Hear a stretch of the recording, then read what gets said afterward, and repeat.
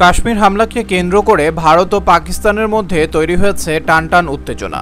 এরপরই ইসলামাবাদের বিরুদ্ধে একের পর এক কঠোর পদক্ষেপ নিয়েছে মোদী সরকার। বসে নেই পাকিস্তানও। এমন পরিস্থিতিতে সীমান্ত অতিক্রম করে পাকিস্তানে হামলা ও সিন্ধু চুক্তি স্থগিত নিয়ে কঠোর বার্তা দিয়েছে পাকিস্তান। সেই সঙ্গে সিন্ধু নদীর পানির জায়গায় ভারতীয়দের রক্ত বয়ে যাওয়ার হুঁশিয়ারিও দিয়েছে পাকিস্তান। কাশ্মীর হামলাকে কেন্দ্র করে ভারত ও পাকিস্তানের মধ্যে টানটান উত্তেজনা তৈরি হয়েছে। ভারত পাকিস্তানের বিরুদ্ধে ব্যবস্থা নেওয়ার পর তাদের বিরুদ্ধে পাল্টা ব্যবস্থা নিয়েছে পাকিস্তানও। এই অবস্থায় আজাদ কাশ্মীরের প্রধানমন্ত্রী চৌধুরী আনোয়ারুল হক ভারতকে হুঁশিয়ারি দিয়ে বলেছেন, সীমান্ত অতিক্রম করে ভারত যদি পাকিস্তানে কোনো আগ্রাসন চালায় তাহলে পাকিস্তান তার চূড়ান্ত জবাব দেবে। এই খবর জানিয়েছে the express Tribune. Anwarul Haque বলেন, ভারতের সাহস নেই পাকিস্তানের সীমান্ত লঙ্ঘনের, কিন্তু যদি করে তাহলে শক্ত প্রতিরোধের মুখে পড়বে। তিনি ভারতের কূটনৈতিক আচরণকে চাণক্যনীতি বা কূটনীতির আবরণে ছুরি মারা বলেও আখ্যা দেন। তিনি আশঙ্কা প্রকাশ করে বলেন, ভারত কোনো তৃতীয় পক্ষকে ব্যবহার করে আজাদ কাশ্মীরকে অস্থির করতে পারে। যদি তারা এমন কোনো দুঃসাহস দেখায় তাহলে উপযুক্ত জবাব দেবে পাকিস্তান। ভারত পাকিস্তানের পাল্টাপাল্টি পদক্ষেপের মধ্যে সবচেয়ে গুরুত্বপূর্ণ হয়ে উঠেছে সিন্ধু নদের পানি চুক্তি।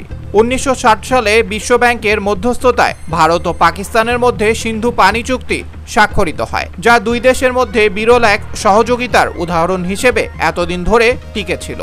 এই চুক্তির আওতায় পাকিস্তান সিন্ধু নদের জলাধার ব্যবস্থার উপর অধিকতর নির্ভরশীল, কারণ দেশটির কৃষি ব্যবস্থার প্রায় 90% এই পানির উপর নির্ভর করে। বিশ্লেষকরা বলছেন, পাকিস্তান তার পানির ন্যায্য হিস্সা নিশ্চিত করতে পারমাণবিক অস্ত্র ব্যবহার করতেও দ্বিধা করবে না।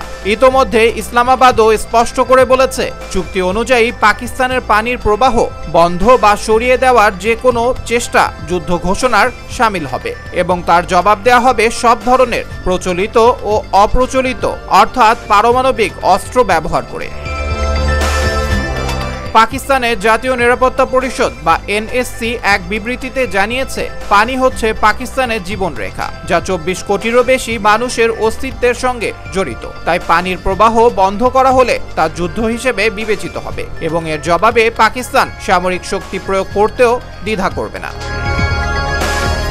প্রতিরক্ষা বিশ্লেষকরা বলছেন, ভারত যদি পাকিস্তানের পানির প্রবাহ থামাতে কোনো জলাধার বা বাঁধ নির্মাণ করে তাহলে পাকিস্তান সেই স্থাপনাগুলো ধ্বংস করে দেবে। এতে পারমাণবিক অস্ত্র ব্যবহার করতেও দ্বিধা করবে না ইসলামাবাদ।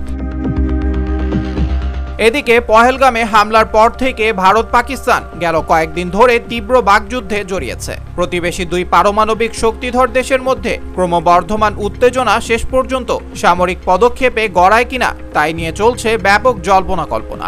উল্লেখ্য, গত 22 এপ্রিল ভারত শাসিত কাশ্মীরের পহেলগামে বন্দুকধারীদের হামলায় 26 জনের মৃত্যু হয়। মূলত পর্যটকদের নিশানা করা হয়েছিল। এই ঘটনার পর থেকেই দুই দেশের মধ্যে উত্তেজনা তুঙ্গে উঠেছে। দুই দেশই প্রতিশোধ এবং পাল্টা প্রতিশোধের ঘোষণা দিয়েছে। ভারত এই হামলার জন্য কাউকে ছাড় দেবে না বলে ঘোষণা দিয়েছে, আর পাকিস্তান যুদ্ধের জন্য সশস্ত্র বাহিনীকে প্রস্তুত রাখার কথা জানিয়েছে। আবরার আহমেদ মাহি, দেশ দেশান্তর।